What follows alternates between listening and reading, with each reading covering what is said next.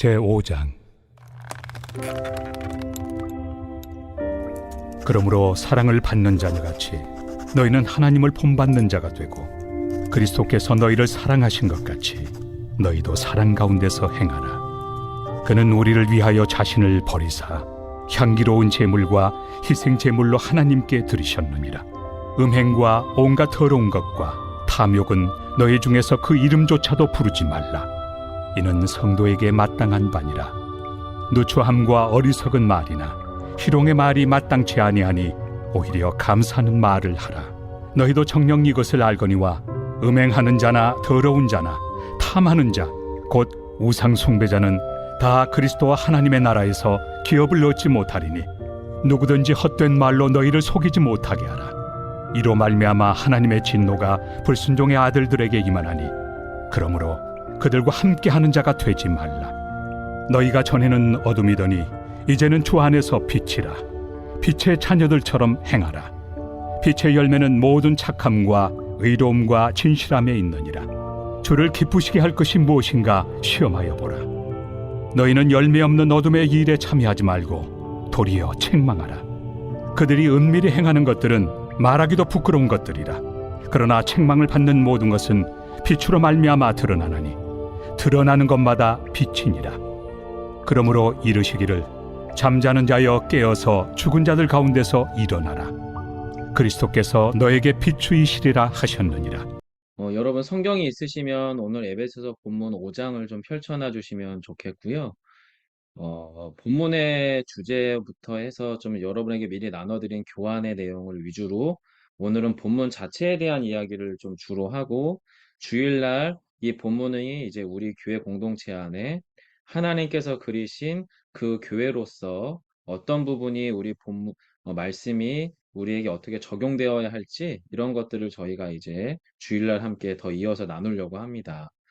오늘 저희가 함께 나눌 수요 말씀 공방의 제목은 사랑받는 자녀, 빛의 자녀라고 하는 제목이에요. 즉, 하나님께 사랑받는 자녀는 오늘 본문의 맥락 안에서는 빛의 자녀다라고 하는 의미를 이제 본문 자체에서 좀 다루려고 하고, 그러다 보니까 본문 주제는 이렇게 정리가 되더라고요. 전에는 우리가 어둠에 속하였지만 이제 빛, 바로 빛 대신 예수님이죠. 예수님께 속한 자로 살아야 합니다. 라고 하는 주제로 이 본문 전체 14절까지의 내용을 정리해 볼 수 있고요. 이걸 이제 주일날 함께 나누려고 하는 설교 제목은 조금 다른데요. 주일날 설교 제목은 예수의 사랑으로 예수의 사람이 되다라는 제목으로 주일 말씀을 나누게 될 건데, 예수의 사랑으로 예수의 사람이 된다. 요 과정이 바로 요 설교 주제에서 사랑받는 자녀임을 깨닫는다라고 하는 의미로 저희가 설교를 나누게 될 것 같습니다. 즉, 예수의 사랑이 내 안에 어떤 의미인지를 깊이 깨달음으로 우리가 예수의 사람이 되어 살아갈 때 우리는 어떻게 해요? 빛에 속한 자로, 빛을 사랑한 자로 살아가게 될 것이고, 이 모든 전 국면을 오늘 말씀의 주제인 사랑받는 자녀는 곧 빛의 자녀다 라고 하는 의미로 최종 정리를 해볼 수 있을 것 같습니다. 그래서 여러분, 오늘 본문 주제는 저희가 전에는 어둠에 속하였으나 이제 빛에 속한 자로 살아야 합니다 라고 하는 이야기를 오늘 나누려고 하는 거고요. 키워드가 이미 설교 주제 이야기인데, 예수의 사랑에 관한 이야기가 본문의 상당 부분을 차지하고요. 그리고 빛의 자녀는 곧 예수의 사람이 되었다라고 하는 내용입니다. 그래서 여러분, 저희가 요 아래 키워드를 이런 문장으로 정리해 볼 수 있을 것 같은데, 요 내용을 여러분이 꼭 좀 기억해 주시고, 이것을 우리가 예수비본교에서 연습해 간다 라고 여겨주시면 거의 맞습니다. 왜냐하면 저의 지금 현재 영적 이슈는 바로 이 부분이거든요. 제가 한번 읽어 드릴게요. 예수의 사랑으로 예수의 사람이 됩니다. 예수의 사람이 된 존재의 변화는, 우리가 예수의 사람이잖아요. 예수의 사람이 된 존재의 변화는 우리 안에 들어온 예수의 사랑 때문입니다. 따라서 예수의 사랑을 우리 자신이 얼마나 깨닫고 얼마나 압도당하느냐에 따라서 예수의 사람으로서 빛으로 드러나는 삶이 더 풍성하고 선명해지게 됩니다. 이겁니다. 여러분, 예수의 사랑 때문에 저희는 예수의 사람이 되었고, 그렇기 때문에 저희는 천국에 속한 사람이 맞아요. 이거는 여러분, 우리가 부정하거나 의심할 일이 아닙니다. 이건 주님이 이미 우리 안에 행하신 일이거든요. 다만 내가 정말 예수의 사랑에 속한 자인가에 대한 분명한 점검이 됐다면, 그래서 예수의 사람이 된 존재라면, 우리가 이제 구원받은 자로서 우리 안에 찾아와야 되는 씨름은 뭐냐면, 우리 안에 들어온 예수의 사랑 때문에 그 사랑에 걸맞도록, 예수의 사랑이 진짜가 되도록 내가 나의 삶의 현실에서 그 삶을 살아내고 있는가, 이것이 우리의 지금 현재의 숙제요, 씨름이어야 한다라고 하는 거죠. 즉, 이것을 달리 표현하면 예수의 사랑을 우리 자신이 얼마나 깨닫고 압도당하느냐에 따라, 그 예수의 사랑이 얼마나 풍성한지를 맛보아 아느냐에 따라서 우리는 이미 예수의 사람으로서 뿐만 아니라 빛을 더욱더 풍성히 드러내는 삶을 살 수 있다라고 할 수 있다는 겁니다. 자, 여러분, 그래서 오늘 본문을 크게 세 가지의 특징으로 정리해 볼 수 있을 것 같은데, 예수의 사랑으로 예수의 사람이 된 성도들의 특징, 이걸 여러분이 좀 메모를 해 두셔도 좋을 것 같은데요. 여러분, 사랑받는 자녀로서 하나님을 본받는 자가 됩니다. 예수의 사람의 첫 번째 특징은 1절에 드러나는데요. 우리가 하나님께 사랑받는 자녀로서 자연스럽게 어떻게 해요? 하나님을 본받게 된다라고 하는 거예요.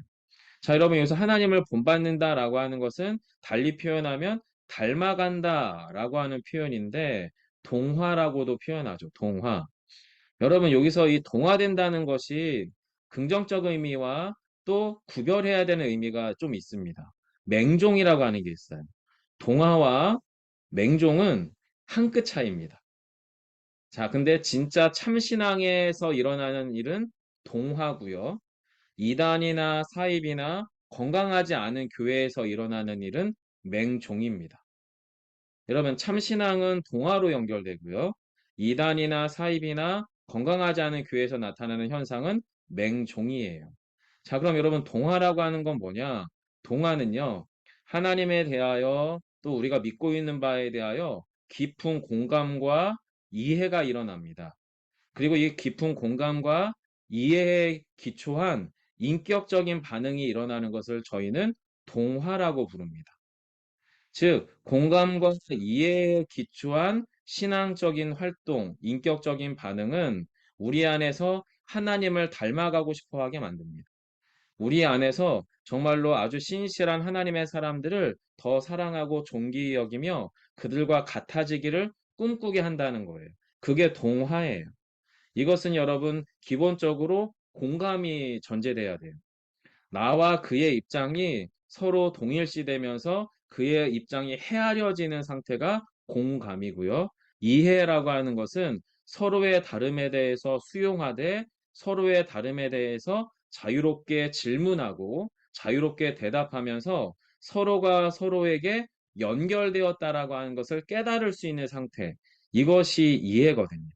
즉, 공감이라고 하는 것과 이해라고 하는 것이 우리 안에 기초처럼 잘 활동이 돼서 우리 안에서 더욱더 하나님을 닮아가고 싶고 신실한 하나님의 사람들을 사랑하며 그들과 함께하고 싶어지는 마음, 이것이 동화라고 본다면, 맹종은 뭐냐? 맹종. 맹종은 여러분, 심리학적인 용어로는 병적인 동일시라고 하면 됩니다. 병적 동일시.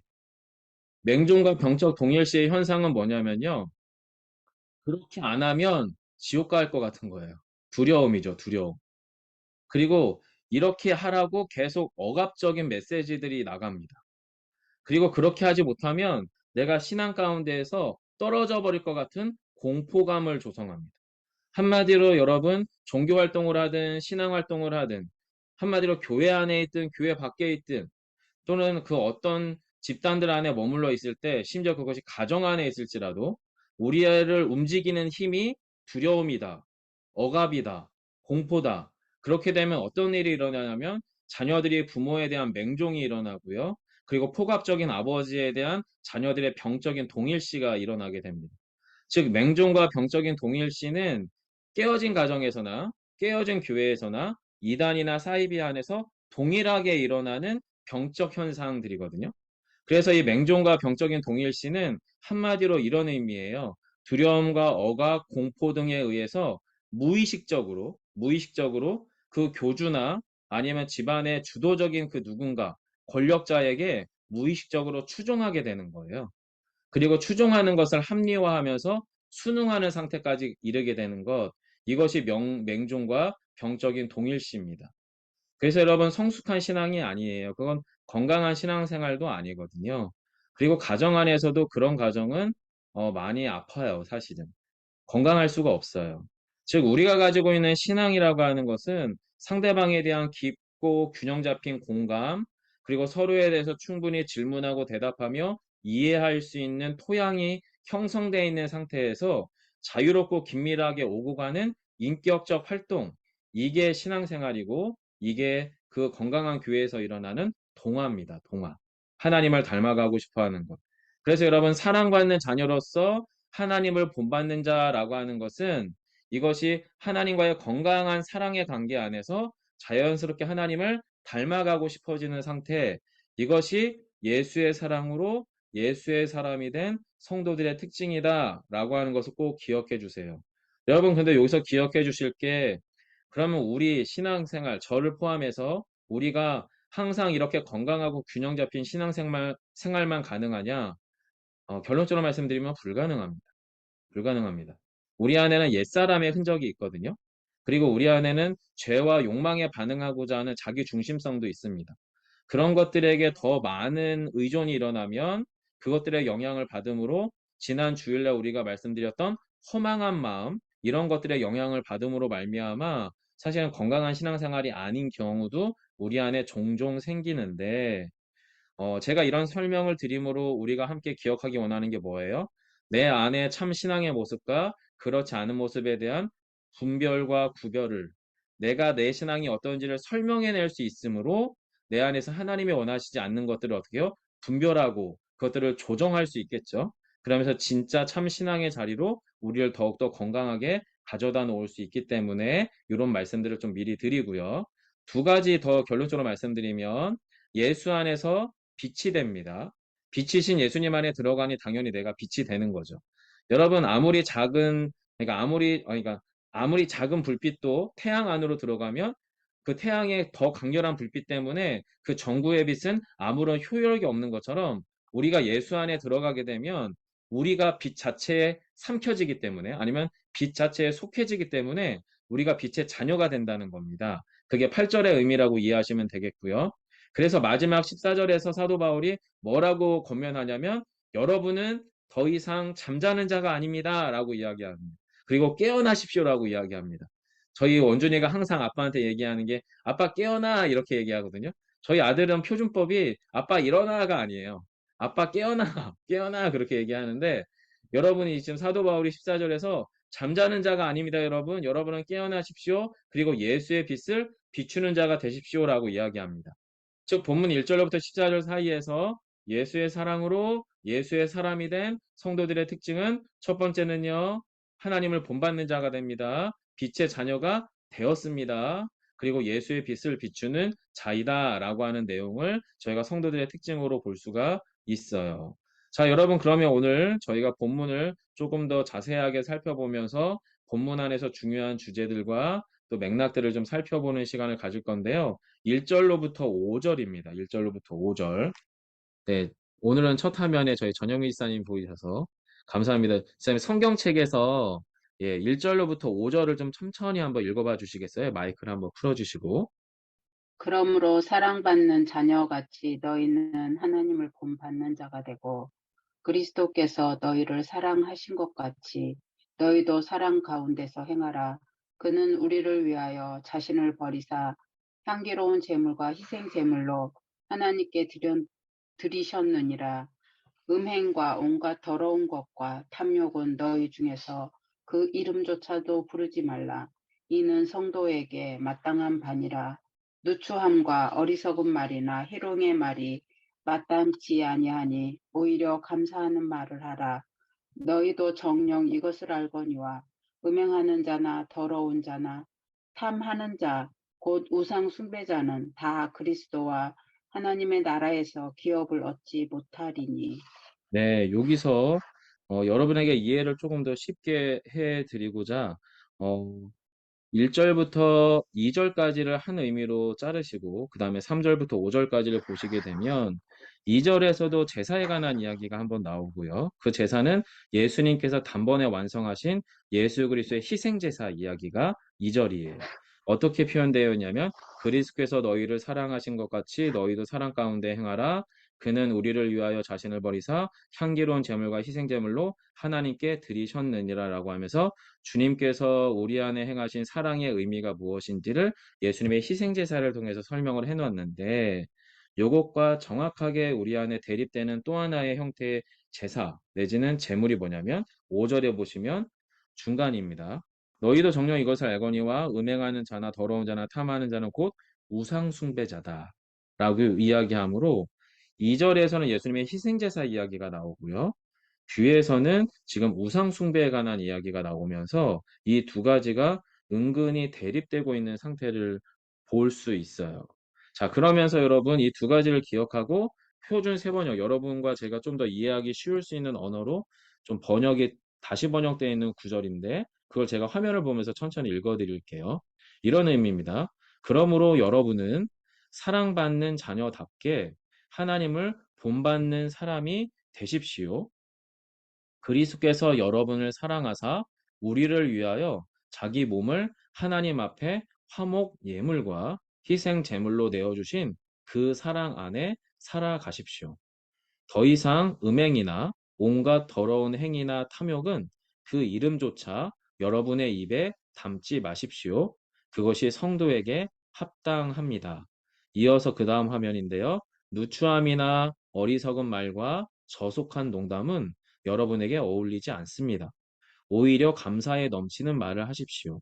여러분은 이것을 확실히 알아두십시오. 음행하는 자나 행실이 더러운 자나 탐욕을 부리는 자는 하나같이 우상 숭배자입니다. 그들은 그리스도와 하나님의 나라의 상속자가 될 수 없습니다. 라고 이야기가 되어 있어요. 이 구절 안에서 저희는 전체 맥락을 정리할 때 하나님을 본받는 자가 되신 예수님처럼 예수의 사랑 안에서 행하십시오 라고 하는 문장으로 정리를 해볼 수 있을 것 같아요. 여러분, 물론 본문에서는요, 하나님을 본받는 사람 또는 또 사랑받는 자녀는 복수입니다. 복수. 그래서 정확한 복수 형태인 이 사람들이 에베소 교인인지 아니면 정말 영적인 어떤 존재들인지 정확하게 저는 알 수는 없어요. 하지만 이 사랑받는 자녀, 하나님을 본받는 사람의 유일한 표상이 되시는 예수 그리스도가 바로 이어서 2절부터 등장을 하므로 저는 기본적으로는 이 본문을 가르치고 나눌 때에 하나님을 본받는 자, 또 사랑받는 자녀는 바로 예수 그리스도이십니다라고 설명을 하거나 그렇게 설교를 하거든요. 즉 여러분 오늘 이 구절 안에서 우리가 꼭 기억해야 될 것은 하나님을 본받는 자는 이미 앞에서 뭐예요? 사랑받는 자녀가 나타나는 특징이라고 하는 것.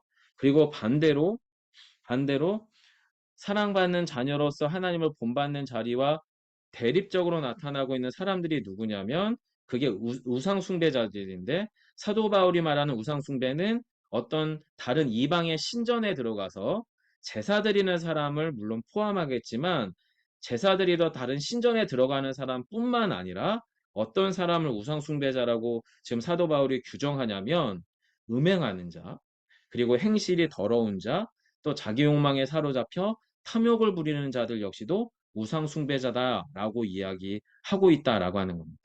즉 성도 여러분, 이 1절부터 5절 사이에서 우리가 기억해야 되는 내용은 뭐냐면 사랑받는 자녀, 하나님을 본받는 사람과 완전히 대치되는 존재로 사도 바울은 우상 숭배자를 말하며 그리고 이 우상 숭배자는 우리가 알고 있는 다른 신을 섬기고 다른 신전에 들어가서 제사를 드리는 사람일 뿐만 아니라 사람들 안에 나타나는 음행과 더러운 행실과 탐욕에 사로잡힌 자들 역시도 우상 숭배자라고 말을 하므로 그 우상 숭배자들은 어떤 사람들이에요? 사랑받는 자녀와 다르잖아요. 사랑받는 자녀는 그리스도와 하나님의 나라를 소유한 자잖아요. 그럼 그것과 대치되는 사람들이기 때문에 우상 숭배자는 사랑받는 자녀와 달리 그리스도와 하나님의 나라를 소유할 수 없다, 상속자가 될 수 없다라고 말을 하고 있어요. 왜냐하면 더 정확하게는요, 지금 사도 바울이 말하고 있는 이 우상 숭배자들은요, 그리스도와 하나님의 나라를 소유할 수 없는 게 아니라 그들 스스로가 그리스도와 하나님의 나라가 필요가 없습니다. 필요가 없어요. 왜냐면 충분히 만족스럽거든요.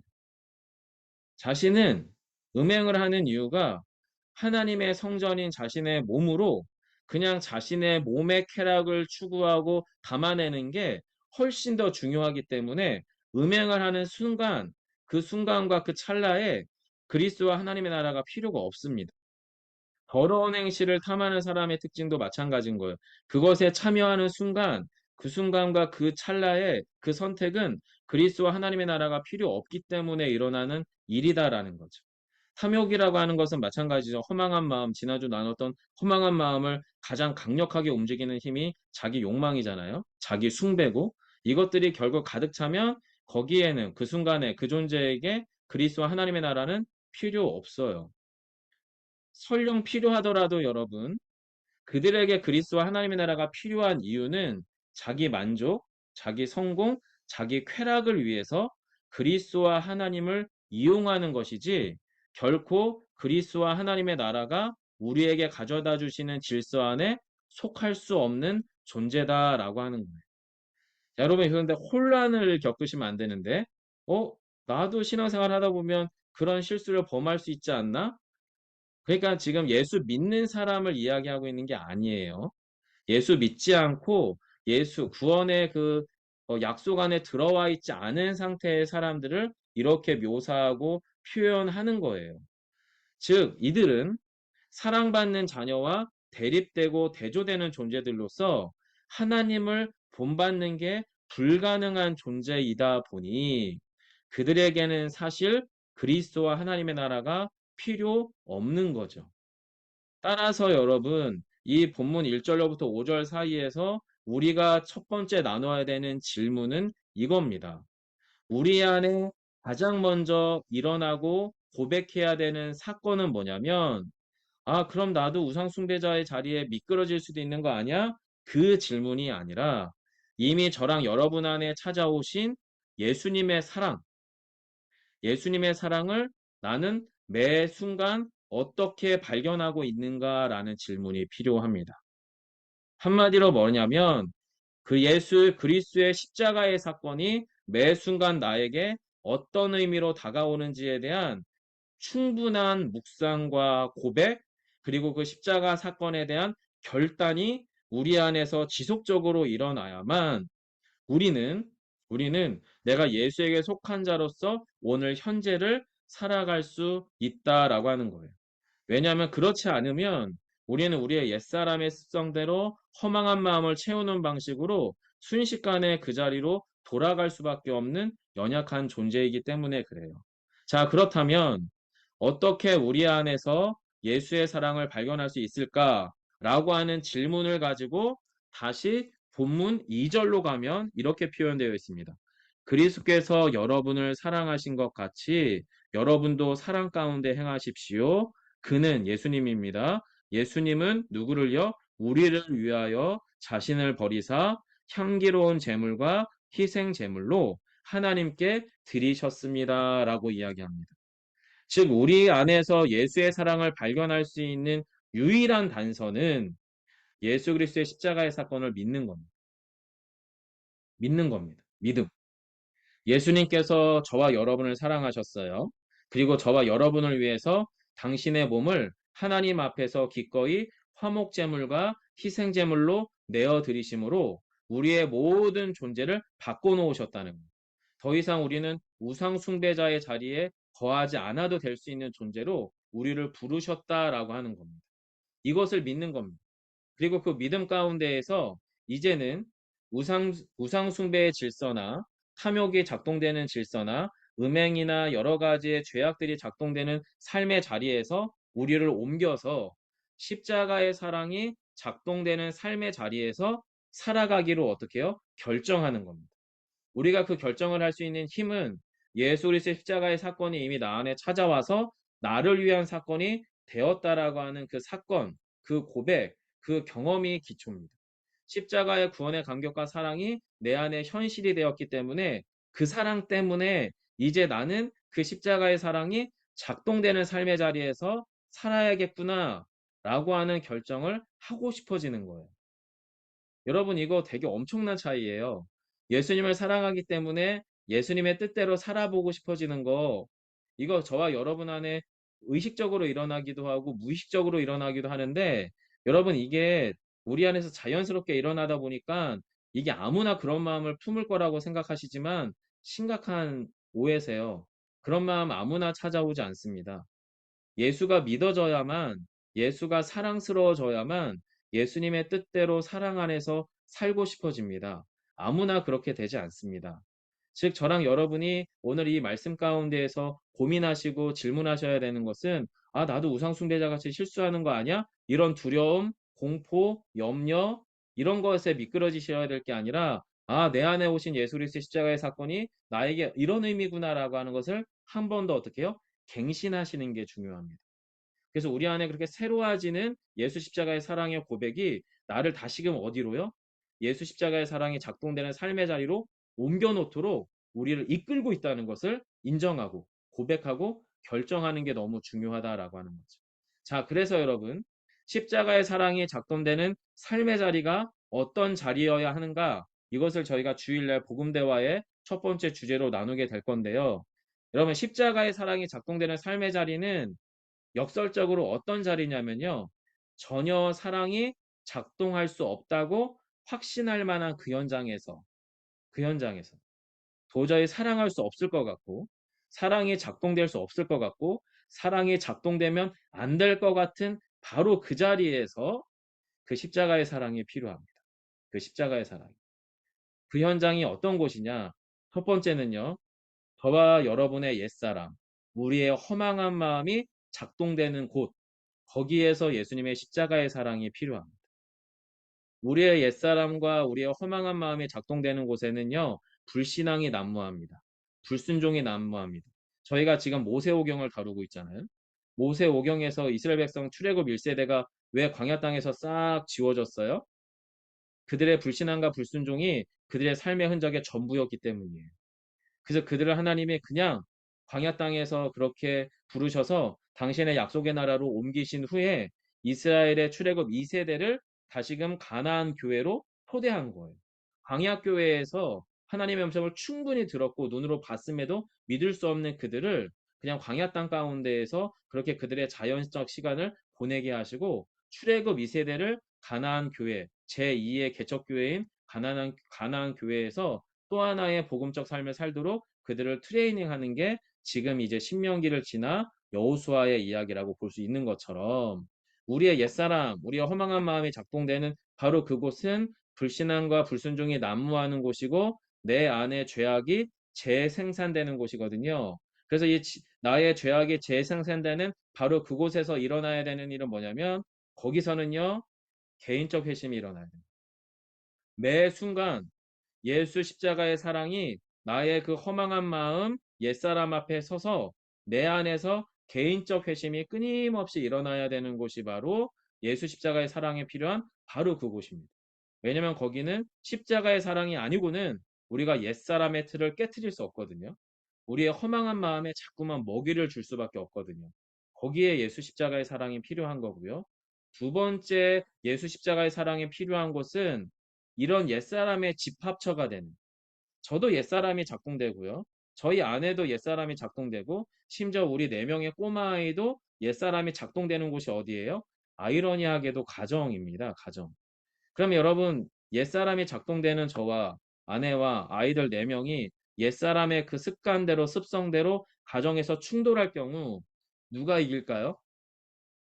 예, 아직은 제가 이겨요. 근데 좀 오래 사신 분들은 보통 아내들이 이긴다고 하더라고요.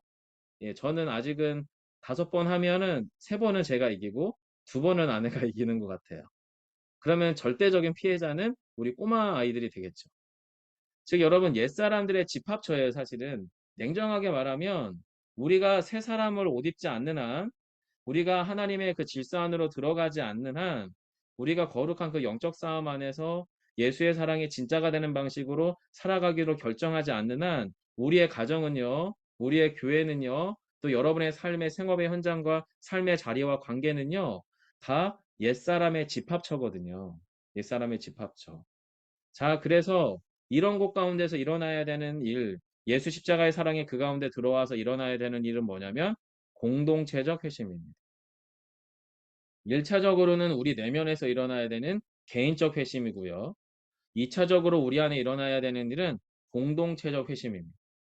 가정 안에서 가정 안에서 예수 십자가의 사랑에 대한 개인적 회심이 일어나고 있는 아빠와 엄마와 자녀들이 그 안에서 공동체적으로 회심함으로 말미암아 내 안에 새 사람이, 저희 아내 안에 새 사람이, 우리 아이들 안에서의 새 사람이 그 안에서 사랑과 화평과 용납의 질서, 벽을 허무는 질서들, 우리가 서로를 더욱더 받아들이고 품어낼 수 있는 질서들이 회복되도록 우리 안에서 1차적으로 일어날 일은 개인적 회심이요. 2차적으로 일어나야 될 일은 공동체적 회심이다 라고 할 수 있다라고 하는 거죠.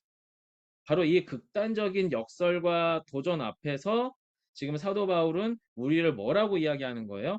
여러분은 이미 하나님의 사랑받는 자녀로서 하나님을 본받도록 초대받았습니다. 라고 하는 이야기를 하는 게 지금 1절로 5절의 맥락이다. 그렇게 이해해 주시면 될 것 같아요. 자, 그럼 이제 우리 인간의 본성상, 그럼 우리 뭐 어떻게 하라고 하는 거냐? 사도 바울이 거기에 해법을 주는데 너무 간단하기도 하고 이거 뭔가 싶은데요. 그게 여러분 6절로 10절의 이야기예요. 어떻게 결론을 내릴 수 있냐면 예수 안에서 빛의 자녀로 살아가라는 거예요.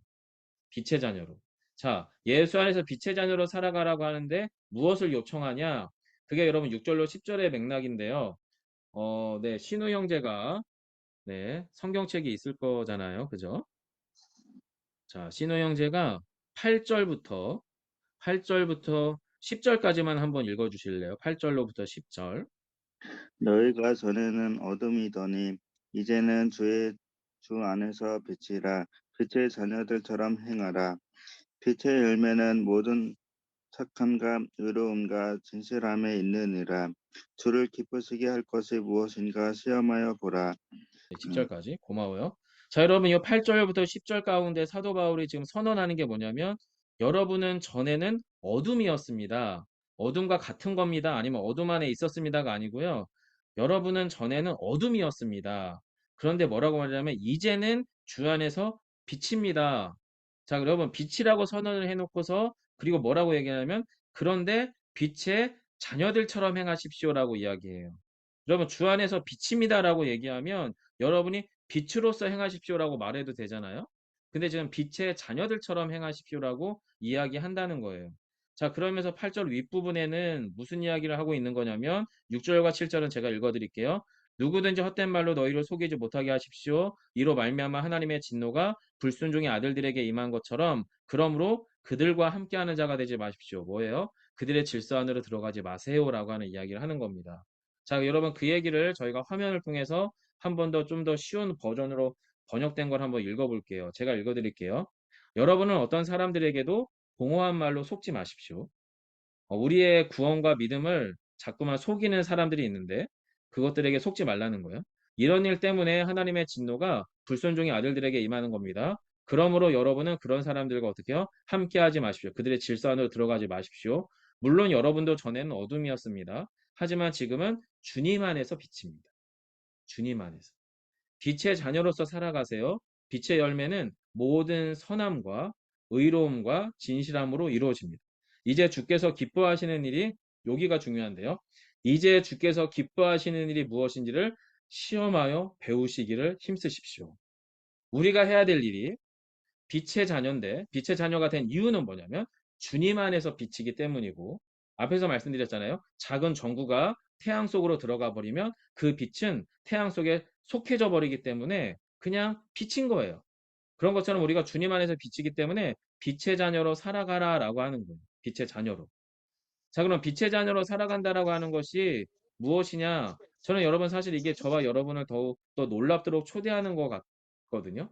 주님 안에서 빛이 되었다는 선언, 그리고 빛의 자녀가 되었다는 감격스러운 선언은요, 정말 놀라운 일인데 무슨 이야기냐면, 빛의 자녀가 되었다라고 하는 것은 우리 역시도 빛의 열매가 맺어지는 존재가 되었다는 것을 말하잖아요.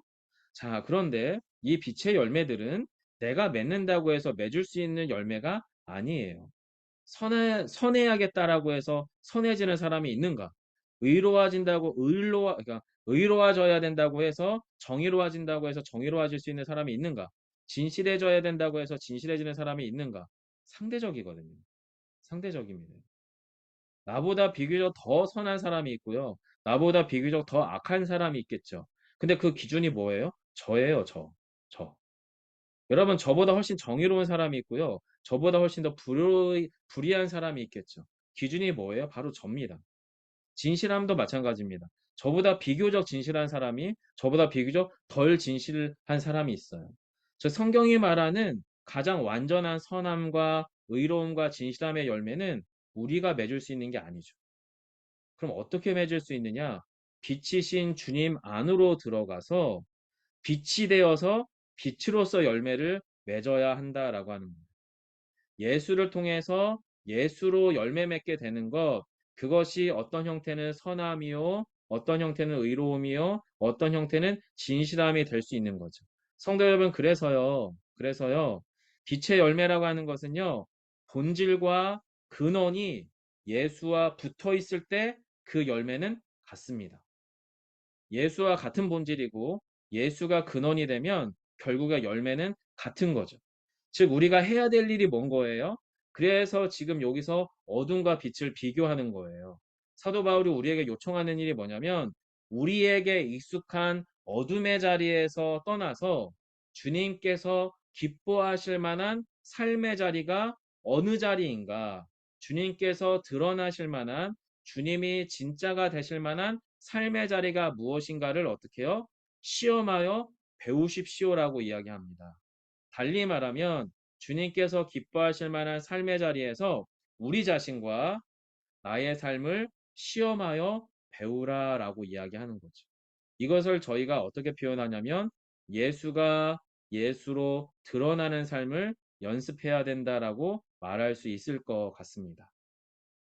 그래서 마지막 11절로 14절은 저희가 주일날 좀 더 분량을 두고 말씀을 나누게 될 건데요. 11절로 14절을 이렇게 정리를 해볼 수 있습니다. 전에는 우리가 어둠에 속하였으나 이제 빛에 속한 자로 살게 됩니다. 라고 하는 구절입니다. 이렇게 사도 바울이 아주 구체적으로 요청합니다. 열매 없는 어둠의 행위에 참여하지 마세요. 오히려 어둠을 드러내십시오. 어둠을 드러내는 게 뭘까요? 앞에서 말씀드린 개인적 회심과 공동체적 회심입니다. 아닌 건 아니어야 되거든요. 근데 아닌 게 아니도록 드러낼 수 있는 힘은 자기의, 자기 진실함, 자기의 정의로움이 아니에요. 예수 안에서 드러내는 겁니다. 즉 빛이신 예수 안에서 나의 어둠을 드러내야만 그것이 빛 안에 어떻게 해요? 삼켜지고 조정되고 소멸되는 거지. 우리 안에 죄를 우리가 드러낸다고 하면 우리는 율법 교사밖에 될 수 없을 거예요. 자, 어쨌든 계속해서 읽어드리면 그들이 몰래 행하는 일들은 말하기조차 부끄러운 것뿐입니다. 빛으로 그들이 밝히 드러나면 모든 것들이 분명히 보이게 됩니다. 드러나게 되는 모든 것은 어떻게 해요? 빛입니다. 그렇기 때문에 잠자는 자여 일어나라, 죽은 자들 가운데 일어서라, 그리스도께서 빛 가운데 너희를 환히 비추어 주실 것이다 라고 말씀합니다 라고 하면서 어떤 구약의 어떤 구절들을 인용해 가면서 지금 본문이 이야기하고자 하는 바는 뭐냐면 전에는 우리가 어둠에 속한 자며 어둠의 강한 영향력 가운데 있을 수 있었겠지만 이제 우리는 빛에 속한 자가 되었으니 빛 안에서 온전히 행하십시오라고 이야기한다라는 겁니다. 여러분, 그래서 오늘의 결론을 크게 세 가지로 정리해 볼 수 있는데요. 자, 첫 번째는요. 오늘의 결론입니다. 예수의 사랑으로 예수의 사람이 되었다는 영적인 선언. 이 선언은 내가 그렇게 입술로 주문처럼 외운다고 되는 게 아니에요. 오직 예수 십자가를 향한 나의 고백, 그리고 성령의 선언이 내 내면에서 작동될 때 유효합니다. 유효합니다. 어제 저는 그렇게 회심을 하고 진실했는데 오늘은 아닌 것 같아요. 여러분, 그것은 절반은 맞고 절반은 틀린 말입니다. 어제 신실하도록 하나님 앞에 섰다면 오늘도 그렇게 신실하게 설 수 있어야겠지요. 그리고 오늘 하나님 앞에 신실하게 설 수 있다면 내일도 그렇게 신실하게 설 수 있어야 할 겁니다. 그래서 우리 안의 회심은, 또 우리 안에서 영적인 갱신은 매 순간 새롭게 일어나야 합니다. 과거에 예수 잘 믿은 거 중요하죠. 근데 그게 오늘 현재를 결정짓지 못합니다. 그리고 오늘 주님 앞에 신실한 게 내일 저희들의 신앙의 신실함을 결정짓지 않습니다. 항상 신앙 고백은 현재형이셔야 합니다. 자, 그래서 여러분, 현재형의 신앙 고백, 주님 앞에서의 지속적인 예수 십자가에 대한 사랑의 고백과 성령의 그 인치시는 선언이 우리 안에 유효할 때 일어나는 일이 뭐냐면 두 번째예요. 사랑받는 자녀됨은 저와 여러분을 필연적으로 하나님을 닮아가는 자로 이끌 거예요. 저희는 여러분 하나님을 맹종하는 존재가 아닙니다. 저희는요, 예수 그리스도를 병적으로 동일시하는 사람들이 아닙니다. 저희는요, 하나님께 동화되는 존재고요, 예수 그리스도의 형제입니다. 즉, 저와 여러분은 우리 안에서 하나님에 대하여, 예수 그리스도에 대하여 깊은 공감이 일어나야 됩니다. 하나님의 사랑이 얼마나 깊은지, 예수 그리스도의 십자가에 다함이 없는 사랑이 나의 존재를 어떻게 바꾸셨는지에 대한 깊은 감정적 공감이 일어나야 되고요. 그리고 충분한 말씀에 대한 이해가 우리 안에 일어나야 됩니다. 그래서 우리 안에 건강한 하나님을 닮아가는 동화가 일어나야 한다라고 하는 거죠. 자, 그렇게 하나님을 향한 순전한 닮아감이 일어나는 상태, 이것을 이렇게 표현할 수 있어요. 3번이죠. 예수 안에 온전히 있을 때. 그리고 예수 안에 온전히 있는 상태에서 예수가 온전히 드러날 때 자연스럽게 우리는 예수 안에 빛의 자녀로 살아가는 것입니다. 라고 할 수 있습니다. 이것을 우리식으로 쉽게 표현하자면 내 안에 계신 예수로 인하여서 내 삶에 대한 해석이 일어나고요. 내 안에 계신 예수로 말미암아 그 해석에 따른 선택을 하게 되고요. 그리고 그 선택들이 쭉 이어져서 내 안에 복음적 삶이 이루어지므로 우리가 예수의 사람이 된다라고 하는 거예요. 자, 여러분, 이렇게 우리가 오늘 이야기를 마무리하고요. 복음대화 질문들을 좀 간략하게 찝어드리고 주일날 이 이야기들을 우리 공경 소모임의 식구들하고 나누어 봐 주시면 좋겠는데요. 자, 첫 번째 질문입니다. 사랑받는 자녀됨은 우리 안에서 가장 근원적인 방향 전환이라고 이해하시면 될 것 같아요. 근원적인 전향을 전제로 합니다. 우리 안에서 가장 먼저 발생하고 고백해야 하는 사건은 예수의 사랑을 재발견하는 겁니다. 재발견. 어떤 사랑을 재발견하는 거냐? 노란색 글씨예요. 예수 그리스도께서 우리를 사랑하사 우리를 위하여 자기 몸을 하나님 앞에 화목 예물과 희생 제물이 되셨다는 십자가의 사건을 믿는 것으로 전향하는 거죠. 그리고 그 십자가의 사랑이 작동되는 삶의 자리에서 살아가기로 결정하는 전향이 우리 안에 일어날 때 우리는 하나님의 사랑받는 자녀로서 하나님을 본받는 일이 일어난다라고 하는 거죠. 바로 이 과정이 예수의 사랑을 발견한 자의 모습인데, 오늘 하루 또 여러분이 주일날 예배 현장 안에서 그 예수님의 십자가는 나를 어떠한 생각으로, 어떠한 감정과 의지로 의 변화로 초대하는지 이런 이야기들을 꼭 좀 한번 나눠주시면 좋겠고요. 이어서 옆으로의 질문인데요. 공동체 앞에서의 나눌 이야기인데, 사랑받는 자녀, 빛의 자녀로서 가족들 앞에서, 교우들 앞에서 살아가야 한다는 것이 어떤 의미인지를 함께 나누어 봐 주시면 좋겠어요. 특별히 오늘 본문에서 사도 바울이 의도적으로 언어 생활에 대한 이야기를 참 많이 합니다. 말에 대해서 말 참 많이 하거든요. 그래서 여러분과 제가 예수가 기뻐하시는 언어 생활이 무엇일지, 또 그 언어로부터 출발한 삶의 모습이 무엇이어야 할지를 우리 공경 소모임 식구들하고 같이 한번 이야기를 나눠봐 주시면 좋겠다 싶고요. 마지막 그럼 우리 교회 공동체가 세상과 사람들 앞에서는 어떤 모습이어야 하는가라고 하는 질문인데요. 사랑받는 자녀요, 빛의 자녀라면 반드시 선함과 의로움과 진실함이라고 하는 삶의 열매가 드러나게 된다고 사도 바울은 말하잖아요. 하지만 그 열매는 철저하게 내가 만드는 열매가 아니죠.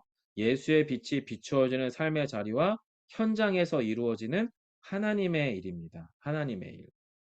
즉, 우리가 속한 가정, 교회, 이웃과 세상 중에서 우리 자신이, 저와 여러분이 어떻게 예수의 빛에 참여하고 있는지, 그리고 말씀과 생명의 빛이 비추어지도록 우리 삶을 어떻게 준비해 가야 할지를 함께 이야기해 보자. 좀 큰 주제인데, 우리 예수 비봉교회가 또 여러분의 가정이 또 우리의 관계 안에서 일어나는 모든 만남들 안에서 우리가 빛의 자녀로서 어떠한 삶의 자리에 머물러 있어야 할지 이런 큰 그림도 좀 같이 나누어 봐 주시면 좋겠다 싶습니다.